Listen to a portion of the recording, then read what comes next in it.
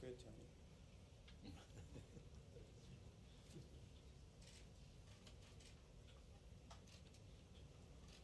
Here we go. The president's remark. I'm pulling out my earpiece, pulling it out. Good afternoon, Mr. President. Thank you very much, everybody. Before we begin, I'd like to congratulate all of those incredible people that have worked for so long on our endless war in Afghanistan, 19 years, going on 20 years, and there hasn't been a moment like this. We've had very successful negotiations. We think they'll be successful in the end. The other side's tired of war. Everybody's tired of war. That's been a particularly long and gruesome one. And I want to congratulate President Ghani and the people of Afghanistan. I want to remember all of the people, all of the great, great men and women that have lost their lives in the war, and to their parents and wives and husbands and families, brothers and sisters. These are great, great people. Many lives over such a long period of time have been lost. I want to thank our wounded warriors, people that are still bearing pain and all of the problems that they've had to go through. And, they're incredible people, incredible spirit. I'd go to Walter Reed and see them so often, and the spirit they had, they wanted to go back. Despite their wounds, they always said, I want to go back. Wounded warriors, they're incredible people. I guess most of all, I want to thank all of the people in the United States for having spent so much in terms of blood, in terms of treasure and treasury, the money that has been spent, the lives that have been lost. And we just signed an agreement that puts us in a position to get it done, bring us down to in the vicinity of 8,000 troops. The United Nations was informed of everything, and NATO has been great. Secretary Stoltenberg has been fantastic. And I want to thank the United Nations for the help they gave, and I also want to thank and congratulate Secretary Stoltenberg of NATO. 29 countries involved, and all approving, all very happy with what's going on. I want to also thank and congratulate Secretary of State Pompeo and Secretary of Defense Mark Esper. And I'll be meeting personally with Taliban leaders in the not too distant future. And we'll be very much hoping that they will be doing what they say they're going to be doing. They will be killing terrorists. They will be killing some very bad people. They will keep that fight going. We've had tremendous success in Afghanistan in the killing of terrorists, but it's time, after all these years, to go and to bring our people back home. We want to bring our people back home. And again, it's been a long journey in Afghanistan in particular. It's been a very long journey. It's been a hard journey for everybody. We're very largely a law enforcement group, and that's not what our soldiers are all about. They're fighters. They're the greatest fighters in the world. As you know, we've destroyed in Syria and Iraq 100% of the ISIS caliphate, 100%. We have thousands of prisoners. We've killed ISIS fighters by the thousands. And likewise in Afghanistan, but now it's time for somebody else to do that work, and that'll be the Taliban, and it could be surrounding countries. There are many countries that surround Afghanistan that can help. We're 8,000 miles away.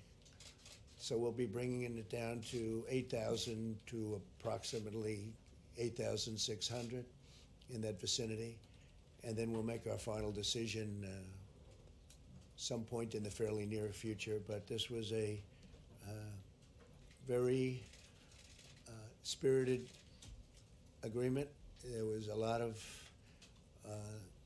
talk. There was a lot of everything. They've been trying to get this for many years, and just it's time. So I just want to thank everybody. I want to congratulate everybody. I really believe the Taliban wants to do something to show that we're not all wasting time. If bad things happen, we'll go back. I let the people know we'll go back, and we'll go back so fast, and we'll go back with a force like nobody's ever seen. And I don't think that will be necessary. I hope it's not necessary.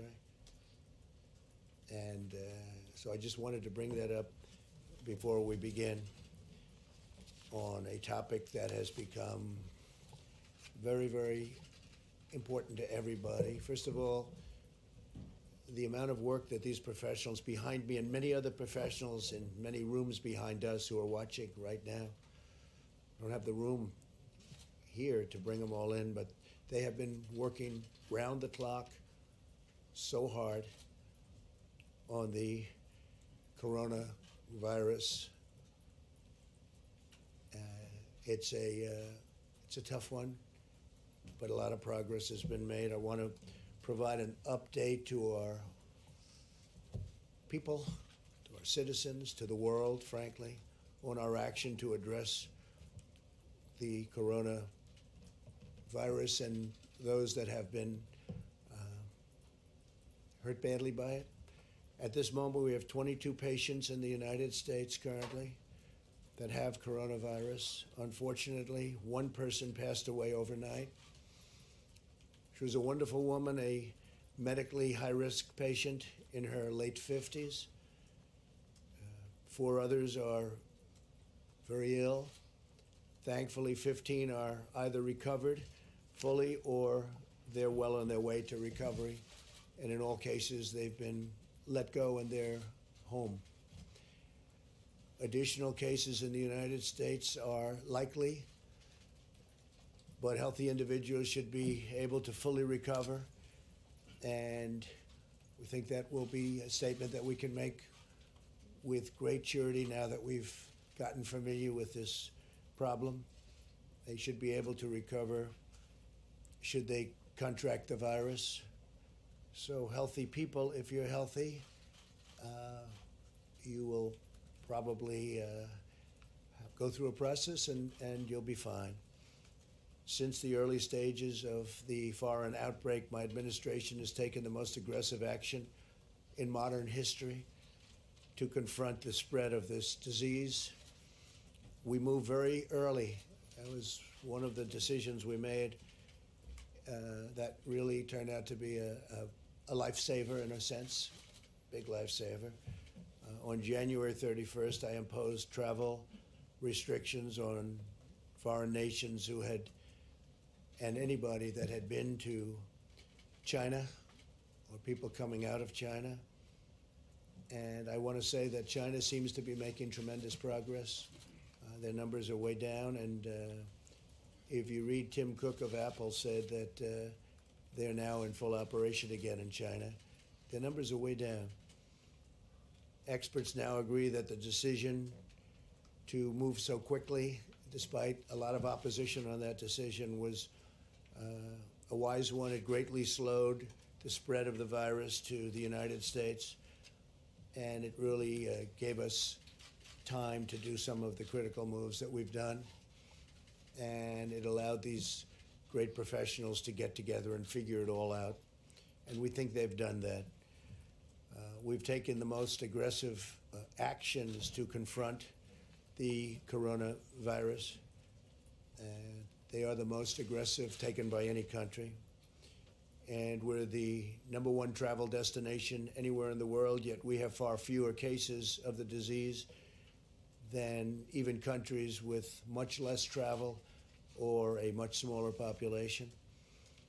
As an important part of our efforts, on Monday I'll be meeting with the largest pharmaceutical companies in the world, actually. They'll be coming to the White House, and we're talking about a vaccine and developing very quickly, and they've already started working on it, developing very rapidly a vaccine for the virus, to combat the virus. And we're having very good initial feedback. But these companies will be coming to the White House on Monday. Tremendous amounts of supplies are already on hand. We have 43 million masks, which is far more than anyone would have assumed we could have had so quickly. And a lot more are coming.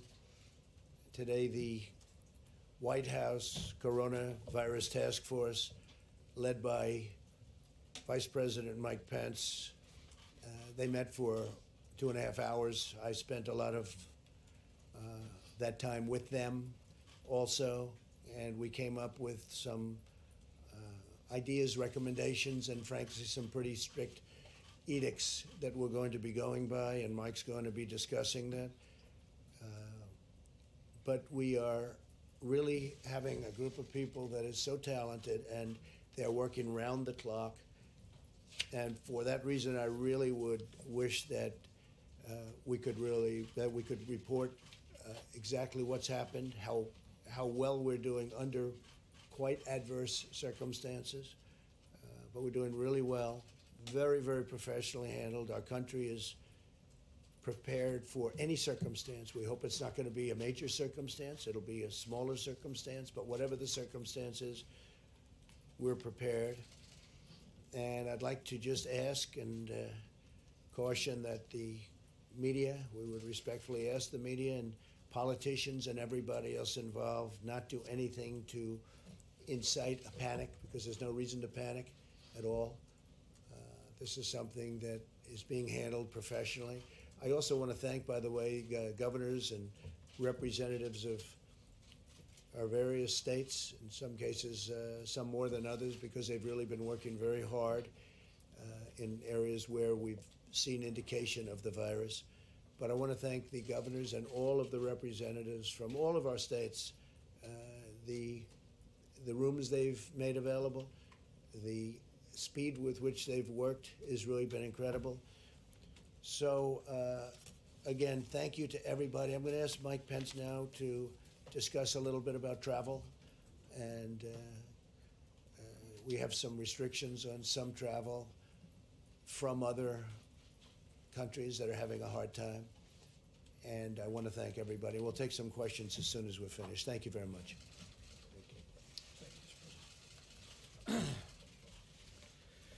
Thank you, Mr. President. Let me begin, as the President did, by expressing our deepest condolences to the family of the woman in Washington State who's lost her life to the coronavirus. I want to assure that family that they're on the hearts of every American and those that are continuing to struggle. In some cases, in ICU units, can be assured of the prayers of millions of Americans. From the moment that this country learned of the spread of the coronavirus, President Donald Trump took decisive action, established the White House Coronavirus Task Force, and as the President just described, the President took unprecedented action to suspend all travel into the United States from China. It simply had never been done before by any previous administration. It is among the reasons why the threat to Americans of coronavirus remains low, despite today's tragic news from Washington State.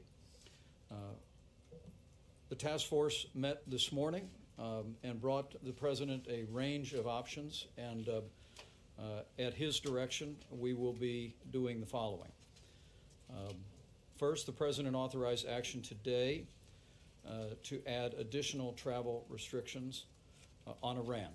We will be using Section 212F, banning travel from Iran.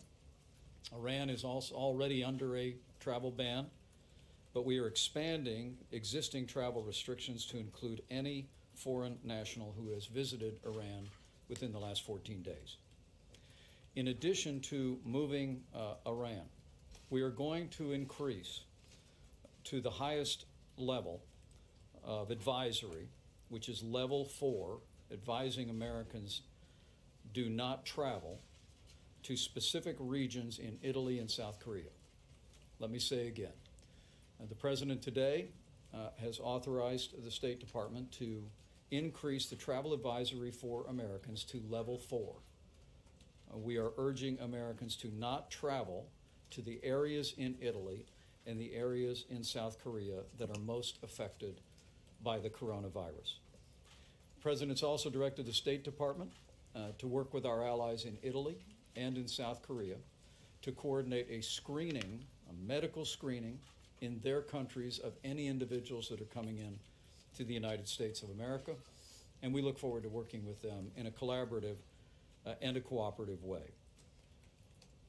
Now, with regard to the task force, I'm just a few days into this job, but I can tell you, having spent time with these extraordinary professionals that the President just alluded to, having spoken directly to more than a dozen governors, including Governor Jay Inslee this morning in Washington State, I think every American would be proud to know what I've heard about the work of HHS, the work of CDC, the work of all of our agencies. At the President's direction, this team has been working seamlessly with health officials at the state and local level.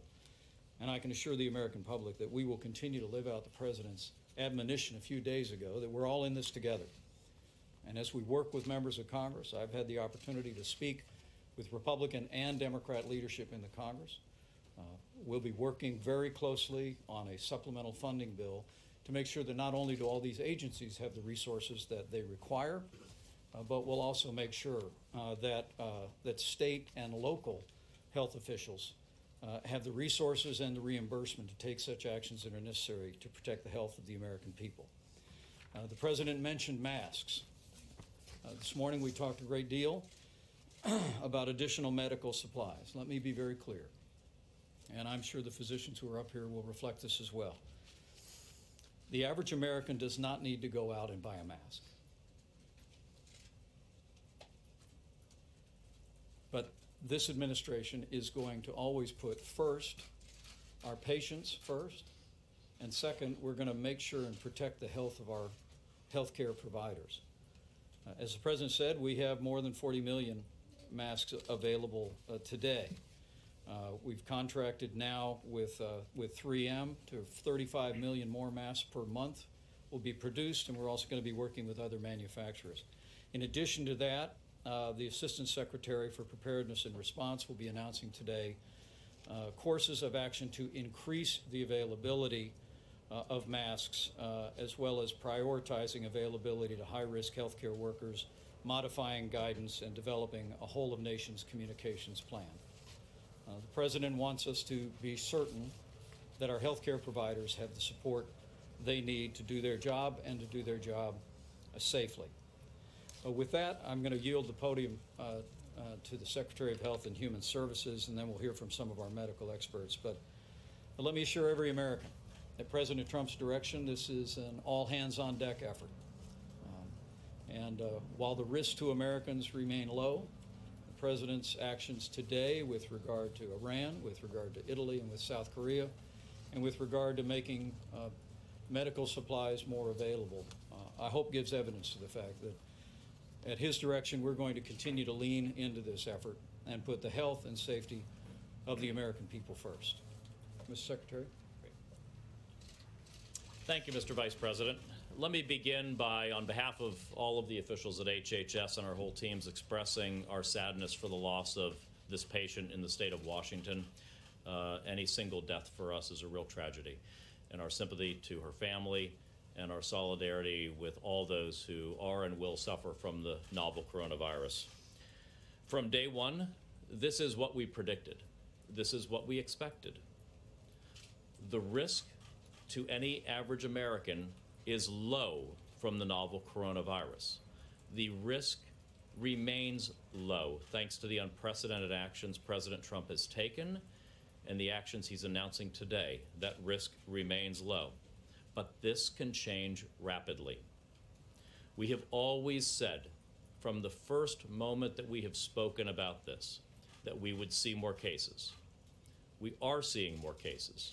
We will see more cases.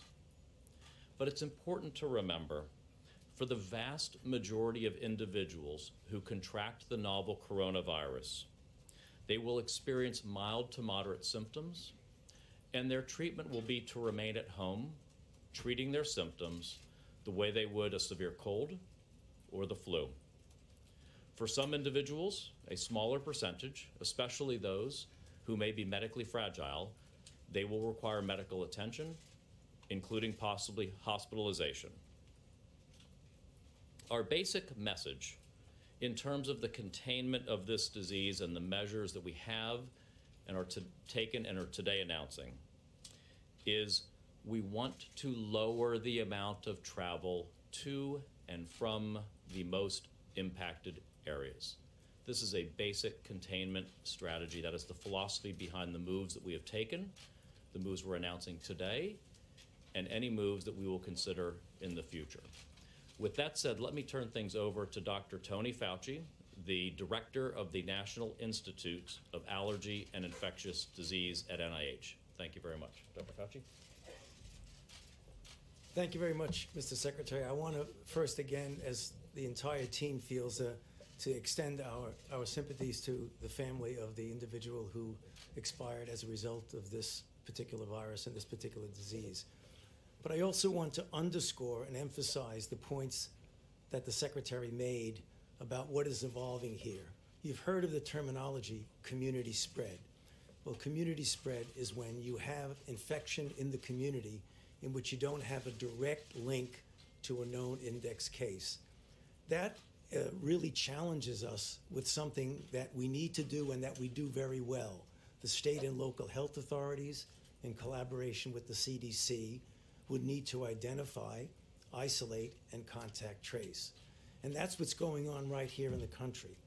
With regard to the particular area that's involved now in Washington, the country as a whole, because we get asked that all the time, still remains at low risk.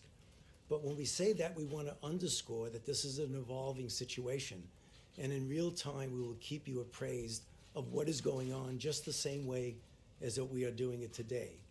So how do you address this new challenge? There's what we do from within and what we do from without. I hearken back to the original decision that was made by the president of making sure that we knew the scenario that was going on in China. We prevented travel from China to the United States.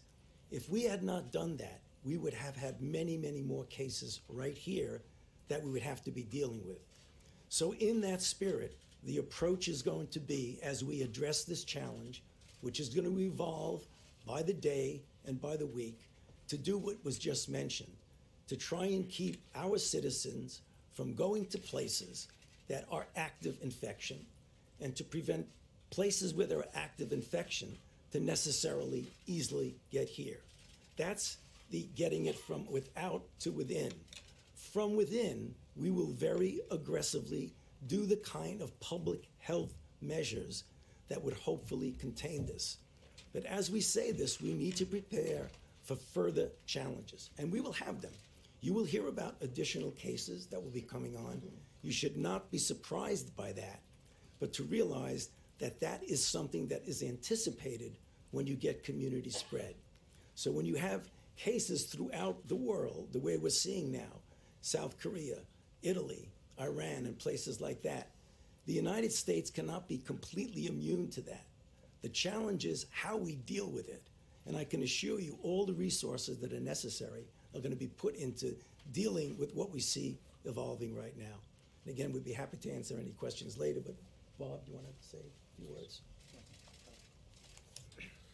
I also want to add my prayers and sympathies for those that are sick and obviously our citizen that unfortunately died last night.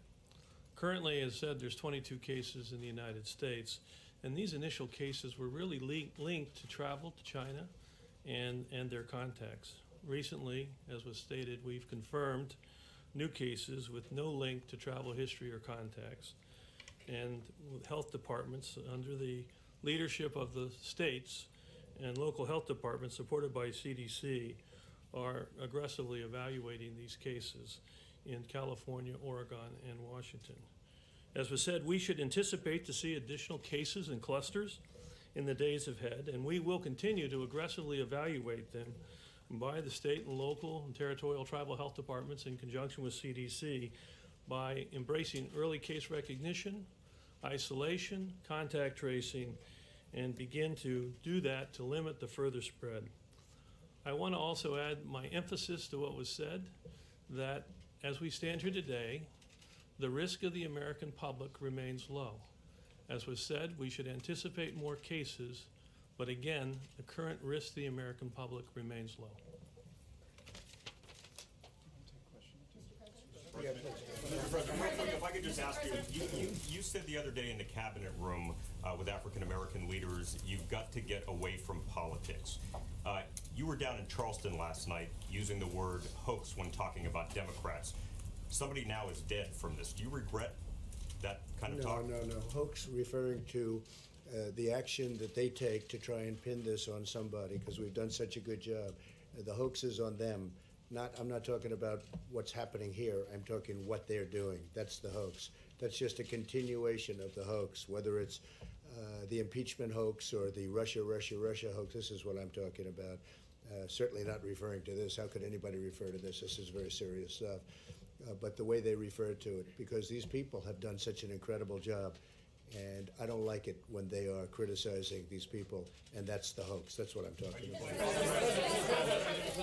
Thank you, Mr. President. And I'm just going to ask you directly about this with regard to the flow of information. From the very beginning, you received a lot of criticism regarding that, in particular about Dr. Anthony Fauci. He is world-renowned in contagious diseases, and there were reports out there that he was being muzzled. Can you tell us that this widely respected expert, Dr. Fauci, will have every opportunity to tell us the truth? Well, that's a very and dishonest the question because Why is that dishonest? he has had that ability to do virtually whatever he's wanted to do, and So he's not being muzzled in fact, in any he way. was never muzzled. Okay. I think I can speak. You can speak. Why don't you speak to that? There's been a lot of Very reports. dishonest question, No, but that's It's okay. not dishonest. I want to clarify, It Mr. is President. dishonest. I want to clarify. So let me clarify it. I have never been muzzled, ever, and I've been doing this since the administration of Ronald Reagan. I'm not being muzzled by this administration. What happened, which was misinterpreted, is that we were set up to go on some shows. And when the vice president took over, we said, let's regroup and figure out how we're going to be communicating. So I had to just stand down on a couple of shows and resubmit for clearance. And when I resubmitted for clearance, I got cleared. So I have not been muzzled at all. That was a real misrepresentation of what happened. Are you considering other travel restrictions, and Yes. and what about closing the southern border? We are looking also southern border. In fact, some of the folks are here right now. Ken is here someplace. And yes, we are thinking about southern border. We have received a lot of power on the southern border over the last couple of years from the courts, but we are looking at that very strongly. Mr. President, follow-up, how should Americans prepare for this virus? Should they go on with their daily lives, change their routine? What should they do? Well, I hope they don't change their routine, but maybe, Anthony, I'll let you answer that, or Bob, do you want to answer that? Sure, Mr. President, thank you. I think it's really important that, as I said, the risk at this time is low. The American public needs to go on with their normal lives, okay? We're continuing to aggressively investigate these new community links. We're going to continue to be transparent in relating that to the American public. But at this stage, again, the risk is low. We need to go on with our normal lives. Go ahead. Mr. President, thank you very much. Increasing of the coronavirus in South Korea, and to worry about the U.S. troops in South Korea, and how did you consider that traffic in the U.S.? Well, we care very much for the troops. We're in constant touch with the troops. We've been speaking to the general, as you probably know, 32,000 troops in South Korea. And that's all working out fine. And we're in touch. We were in touch with the authorities in South Korea too. Yes. What responsibility do you feel, as you're communicating about this, for the public to follow your directions and to take the prudent steps? And then when you did use the word hoax, couldn't that cause some people to not take the precautionary steps because they are linking what you're saying when you use the word hoax in the context of coronavirus. Okay, so again, the hoax was used with respect to Democrats and what they were saying. It was a hoax, what they were saying, and that was very clear if you'd read the words, and I think you know that too. As far as what responsibility, my great responsibility, I think the biggest decision we made was going very early, and that was a decision made against a lot of people that thought we shouldn't do that. That's why we're at 22 instead of a much higher number. It would have been a much higher number. That was a big decision. It was a hard decision because it had never been done before anyway. I mean, not even early or late. It had never been made a decision like that. So that was big. And my next thing is really getting the best people. We're the best people in the world. They're standing behind me. These people are so talented. I've seen them in action now for a number of weeks, actually, but in particular for the last 4 or 5 days. And I want to thank Mike Pence and everybody for the job they're doing. We have a great team. We have great people. And this too will end. Are there Go ahead, please. Go. Do you want? Go ahead. Mr. President. Mr. President, you talked about people going about their routine. I did want to ask, though, with you and the Vice President, is the White House taking any extra precautions to make sure that you don't come in contact with the virus, either through your travel or with who you meet? Well, I think so. I mean, we lead a life. I get around. I was in South Carolina last night. We had a tremendous rally. I've been around. I think we're going to be in very good shape. You know, you're talking about 22 people right now in this whole very vast country. So I think we'll be in very good shape. If I may, a couple of questions for Dr. Fauci about Yes, some particulars about please. the virus. Dr. Fauci, what do you now understand about the morbidity? I mean, the Secretary refers to medically fragile people. Are you confident that if you're a relatively healthy young person, that this will not be fatal for you? Okay, so the number in our country currently is low, but when you look at the pattern, it seems to be following the experiences that others have had. It's never 100%. If you look at the totality of the cases that have been reported, particularly from China, about 75 to 80% of them would do really quite well. They would just sort of like a bad flu or a cold. You get anywhere from 15 to 20 somewhat percent who are going to go on to require advanced medical care, hospitalization, possibly intensive care.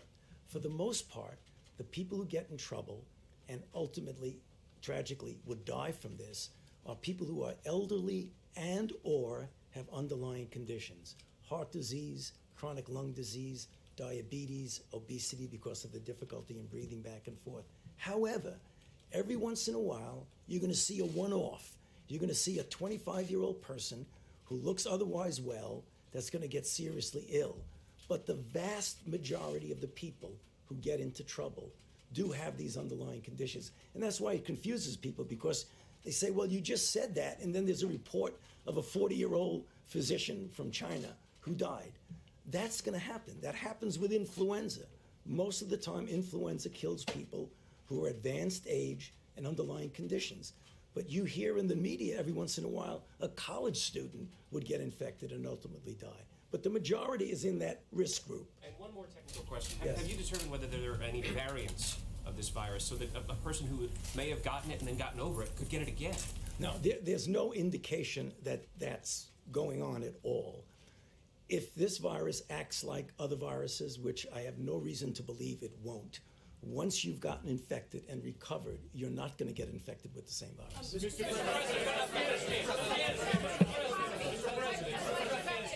I want to ask you about the peace deal in Doha between the Taliban and the U.S. Does this mean the war in Afghanistan is over? Is the Taliban in charge? And secondly, Congressman John Radcliffe, why are you renominating him? He's a terrific man. He's been fantastic at everything he's done. He's highly respected. He wanted to wait till after the IG report came in, as you saw. Originally, I don't think he was officially or formally nominated. His name was thrown out, but he wanted to wait till after the IG report. The IG report has now come, and we've learned a lot of very bad things from the IG report, as you know very well. And I think he'll go through a process, and it'll go fairly quickly. He's a very respected man. somebody that I've gotten to like, somebody who really has, he's someone who's really distinguished himself, and I think over the last year and a half, 2 years in particular. So we're very happy with that. As far as the Taliban is concerned, everybody wanted this to happen. The Taliban wanted it to happen. President Ghani was very much involved in this, as you know, and he's now dealing with the Taliban. But we're talking about 19 years we've been there, 19 years, and other presidents have tried to do this. The Taliban has given a pledge, and a very strong pledge, and we'll see how that all works out. We hope it's going to work out very well. I think they have big incentives to do it, but they have to take care of the terrorists and kill the terrorists. We'll be working in a different kind of a fashion toward that end. But the job we've done has been a fantastic one in terms of terrorists and terrorism, and it's time for our people to start coming home. Thank you, Mr. President. You mentioned the drop of spread in China, coronavirus cases. Is the U.S. government considering evaluating similar measures in the U.S. in case the situation gets Some worse? measures, we've been in very close contact with China, including myself with President Xi.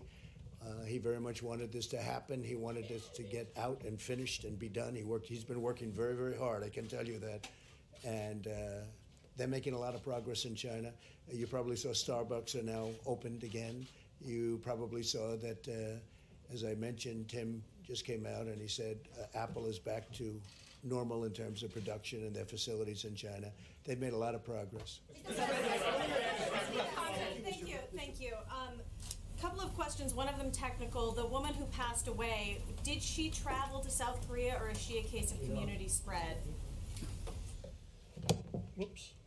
Yeah, the case, again, this is why we're talking about the community cases with no link to travel. So the investigation at this time shows no evidence of link to travel or a known contact. Okay, and also you said that Americans as a whole are at a low risk. Are Americans on the west coast of the United States at a low risk? And are you considering restricting travel within the United States? So I just want to emphasize again that the Americans, independent of where they live in this nation, are at low risk, all right? And we're going to continue to evaluate aggressively these on-link cases as we see them. And as we learned, we'll obviously communicate that. Thank you so much, Mr. President. Why are you considering closing the border with Mexico, since there are so many more cases here than there? And another question, are you working with the governments from Brazil and Mexico to try to coordinate a response about this? Did you talk to President Bolsonaro? Well, we have a great relationship, as you know, with Mexico. We have 27,000 soldiers. They're soldiers on our border doing a fantastic job. Our numbers are way down, people coming into our country illegally. We have ports of entry that we are keeping open, and we're not talking about it. We're thinking about all borders. We have to think about that border, but right now that is not a border as it pertains to what we're talking about here. This is not a border that seems to be much of a problem right now. We hope we won't have to do that. Yes, please go ahead. Mr. President, if I could just follow on Afghanistan. No, you weren't. Please. Thank you very much, President. I'm just wondering what's the communication with China look like right now, and does the experience and lessons coming from China will help the U.S. dealing with the current situation? Well, I think our relationship with China is very good. We just did a big trade deal. We're starting on another trade deal with China, a very big one, and we've been working very closely. They've been talking to our people. We've been talking to their people, having to do with the virus. No, our relationship with China is very good. Maybe it's closer because of what's happened here, because it was, you know, in a certain way, this can bring the world closer. If you want to know, it can really do that. Go ahead. On Afghanistan, if I could just follow up. You pride yourself on a deal maker, but your former National Security Advisor, John Bolton, has said that this is an Obama-style deal and sends the wrong message to ISIS and Al-Qaeda. What did the Taliban give up here? You know, first of all, will you be hosting the Taliban in Washington at Camp David, or will you meet them abroad? We'll look at that. Look, nobody should be criticizing this deal after 19 years. He had his chance. He didn't do it. He was very much in favor of going in. We should have never gone in the first place when they went into Iraq. Listen. When they went into Iraq, when they went into the Middle East in such a fashion, I was very much against it. Shouldn't have gone in. He thought we should have. That's been proven wrong. I'm surprised that anybody would be against something where we try and end a 19-year war. We're 8,000 miles away from our home. We've done a great job in the sense that we've killed a lot of terrorists. We've put them out of commission. Who knows what they would have done if we didn't do that? But it's time for us to come home. Now, the Taliban working with other nations, perhaps, because you're surrounded by other very strong nations. And whether it's Pakistan or Iran or lots of other places, including Russia, they can all work on this. We've been doing it for nations that are surrounding Afghanistan. Now it's time for us to start coming home. And I think it's a very good situation. President Ghani is working on it very hard. We'll see how that works out. But the United States has done great services for people all over the world that, frankly, I don't think they've been given the kind of respect that they should be given for what we've done. What we have done for the world is incredible. And usually we don't even get a thank you. In Afghanistan, we did something, and I will tell you, for the most part, I noticed he was negative, but he should have tried to do something better. He was here for a year. He could have done something better. I was all ears, and he wasn't able to do that. The deal has a chance to be extremely good, but what it does do is we start bringing our people back home. Yeah. No. Go ahead. Thank you, Mr. President. The other day, thank you, Mr. President. Go ahead. The other day, you spoke about the impact, the financial impact, the economic impact of the coronavirus on our country. Yesterday, there was a letter that was sent out publicly by the Federal Reserve Chairman talking about steps that the Fed may do to prevent economic impacts to happening here in the United States. Time. What's your reaction? Is that enough, that kind of a letter? No, I think the Fed has a very important role, and especially psychological. I mean, if you look at the Fed has a massive impact. Lots of it is psychological, and lots of it is fact. This is something I think they should have done even beyond this and before this, because other countries that are not as nearly as prime, we're the greatest in the world. It's our currency, everything. We have everything. We should have the lowest interest rates. We don't have the lowest interest rates. Our Fed rate is higher. You look at Germany, you look at Japan, you look at other countries. Many of them have negative rates. And we are not put in that position because of our Fed. And now we have this problem. You saw where Germany is lowering and also infusing a lot of money into their economy, a tremendous amount. I haven't heard our Fed say they should do this. Our Fed should start being a leader, not a follower. Our Fed has been a follower. We need a Fed that's going to be a leader. We should have at least the same rates and ideally lower rates than other countries. We shouldn't be paying more, but we're forced to pay more on interest, and we are the most prime. Think of it. Biggest economy in the world by far. China would have overtaken us in this year. They were expected to for 5 years. 2019, they were going to overtake us. They're not even close, and they won't be close. As long as somebody smart is right here, they won't be close. But I will say this, the relationship with them is good, but as far as the Fed is concerned, our Fed should be a leader. Our Fed has not been a leader at all. Face meeting with the Fed Frankly, we could refinance our debt at even lower rates. The rates are very low, but we should be refinancing debt at even lower rates. Our Fed is making us pay more than we should, and that's ridiculous. Mr. President, thank you. You mentioned you're having the meeting on Monday with the pharmaceutical executives. Right. As you know, the process of approving medicines is complex and time-consuming. I think this process will go very quickly. What powers will you use Democrat, to speed it up? Republican, liberal, conservative, this process is going to go very quickly. And you know, that was, excuse me? Yeah, we can do that. You want to do that? We're expedited. Okay, would you like to say something? All right, okay.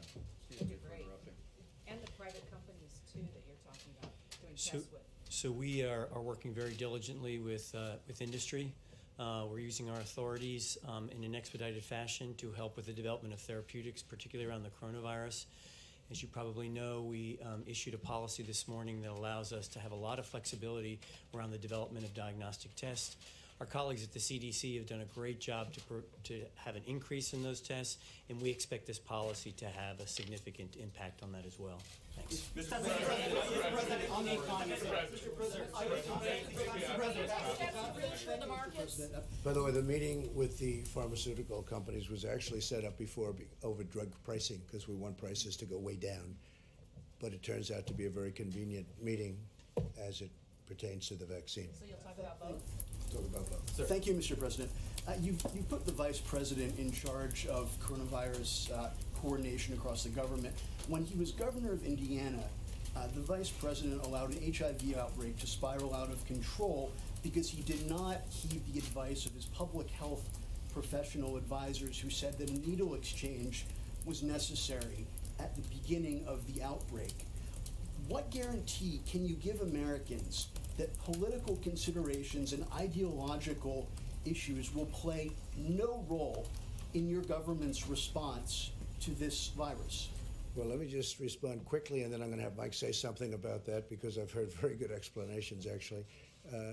When it came to health care, Indiana has been a leader, an absolute leader, and it was really started with others, but by Mike Pence, and he's done a phenomenal job on health care, one of the best, if not the best in the country. And with that, I'll let Mike respond specifically if you want to. Sure. Thank you, Mr. President. When I was governor of the state of Indiana, we actually had two experiences with the spread of infectious diseases. The first was in 2014 when Indiana was where the very first MERS case in the United States arrived. Obviously an infectious disease much more deadly than the coronavirus that we're dealing with today.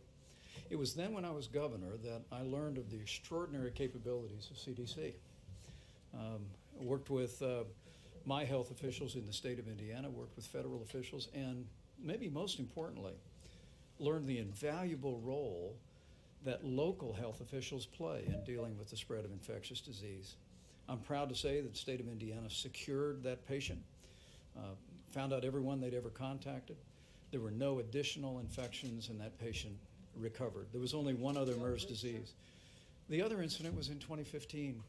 We had an outbreak of HIV in a very small town that emerged in early 2015. My health officials came to me. We immediately deployed health resources. The truth is HIV/AIDS was being spread by people sharing needles in intravenous drug use. And the state of Indiana did not allow for providing a needle exchange to citizens. But the CDC came in and made a recommendation, and I declared a public health emergency and made for 30 days a needle exchange available in the state of Indiana. And I'm proud to say that every one of those patients was treated. We ended the spread of the HIV/AIDS virus in that community. But again, as I've said before, I think, as the President and I have discussed, I think my experience as a governor dealing with two different infectious diseases and seeing the vital role that local healthcare providers play, that federal officials play, it has really informed me. It's one of the reasons why I've been spending a lot of time talking to governors. I met yesterday with state health officials and the governor in Florida, and I'm proud of the work that we did in the state of Indiana, and I hope to continue to bring all of the best minds together to deal with this issue. It's a great answer, and he's doing a great job. Go ahead. He's doing a great job. Great answer. Thank you. 2 days ago, 36 Turkish soldiers were killed in Idlib, Syria. And today, Turkish Foreign... When was that? When? 2 days ago. Okay. And today, Turkish Foreign Minister Mevlut Çavuşoğlu said Turkey wants a Patriot air defense system from United States. Are you in talk with Turkish government regarding We're this speaking topic? to President Erdogan a lot, and we are talking to him about exactly what you're referring to. Are you able to do anything from a policy or reassurance standpoint to try to deal with? The markets will all come back. The markets are very strong. The consumer is unbelievably strong. The companies are very strong. We have one problem. We have to get this problem brought into focus, and it is right now. I think our professionals are doing a great job. I'm not thinking in terms. Well, it's certainly not a good situation when you lose travel. That's a big part of market. But for a period of time, we're going to have to do whatever is necessary. Safety, health, number one. The markets will take care of themselves. The companies are very powerful. Our consumer has never been in a better position than they are right now. Larry Kudlow was telling me before that the numbers, I said, don't even bring it up, what difference? But that the numbers are very strong. He's got numbers from Friday, very strong. You see the numbers. But our focus is on exactly this. it's not on that. That will take care of itself. Are you considering any tax breaks to help ease the pain? I think the big thing we're looking for is the Fed to do its job. If the Fed does its job, that's what we are really looking for. Prior to this, as you know, we announced that we're going to be at the end of the year, toward the end of the year, we're going to be announcing a middle income tax cut. In order to get that through, I don't think the Democrats are going to be approving any tax cuts because they like to raise taxes instead of lower taxes. But we'll be, in the not too distant future, announcing a very major middle income tax cut. Okay? So, ladies and gentlemen, thank you. How can you say that the markets are about the momentum? Go ahead, please. Mr. President. People started to buy hand sanitizer and food supplies and also medical supplies to prepare. And there are news about some of the items are out of stock. Do you think they should get prepared and also? I think it's always good to be prepared. I think it's always good, but we are super prepared. When you hear 43 million masks as an example. I will do one more. Go ahead, the gentleman. Thank you very much. It has been reported yesterday that you are willing at this point to meet with leaders of Russia, China, the UK, and France to discuss arms control issues, among other things. They all want to discuss arms control, and that's a wise thing. We're spending now over $20 billion on nuclear and on the super speed missiles and many other things. And they have come to me, and they all want to now discuss arms control. And that includes China, and that includes Russia. And I think it's very smart of them to want to do it, and I think it's very smart of us to want to do it. And we will be discussing that in New York. How can you say the markets are strong? Sir, how can you say the markets are strong? Go ahead, one final question. Go ahead. Please. Anticipate troops will be returning. You said, how soon do you see them returning in this U.S.-Taliban agreement? How soon do you expect troops to be coming back? Today. Okay? Today. They'll start immediately. So, ladies and gentlemen, we'll be doing this quite often. We're going to keep you abreast of all of the facts. And again, I want to thank the professionals. They are great professionals. I've gotten to really know them and see them under very interesting and tough and trying conditions. We have the finest in the world. I will say this, other countries call us and they ask, would it be possible for them to speak to Anthony and Bob and the people that you're talking to on a daily basis now. So we're going to be very transparent. We'll be meeting you probably tomorrow or the next day. We'll keep you abreast. Thank you very much. What's the latest on the numbers to Congress, sir? Thank you, Mr. President. Where are you on the numbers to Congress? Is traveling to Washington State okay?